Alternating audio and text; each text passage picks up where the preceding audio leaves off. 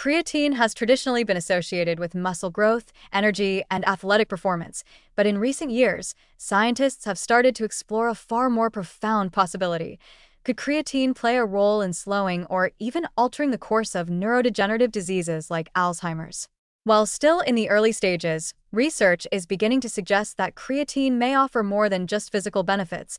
It could potentially help restore critical aspects of brain energy metabolism that falter in Alzheimer's disease, opening a new frontier in the treatment and prevention of cognitive decline. Alzheimer's disease is characterized by progressive memory loss, cognitive dysfunction, and eventually, a profound decline in the ability to carry out even basic daily tasks.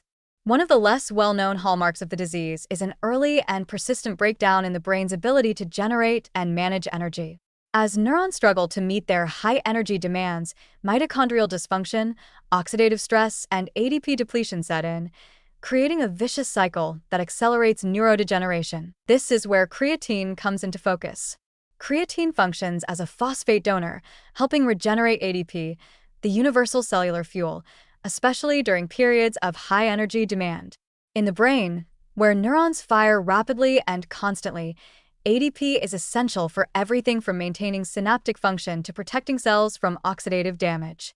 If brain energy production can be stabilized or improved, it could theoretically slow the breakdown of neural networks that Alzheimer's wreaks havoc upon. Early preclinical studies have shown encouraging results. In animal models of Alzheimer's disease, creatine supplementation has been found to improve mitochondrial efficiency, reduce oxidative stress, and in some cases, improve cognitive function. These results suggest that creatine's ability to support cellular energy metabolism might help neurons resist the damage that leads to cognitive decline. Moreover, creatine may have a neuroprotective role through its influence on brain-derived neurotrophic factor, BDNF, a molecule essential for neuroplasticity, learning, and memory formation. Some preliminary evidence suggests creatine may upregulate BDNF expression, which could offer another line of defense against cognitive decline. Human trials, however, are still limited. A few small studies have looked at creatine supplementation in older adults and found modest improvements in memory and task performance, especially under stress or fatigue. However, there is not yet enough data to declare creatine a proven treatment for Alzheimer's or other forms of dementia.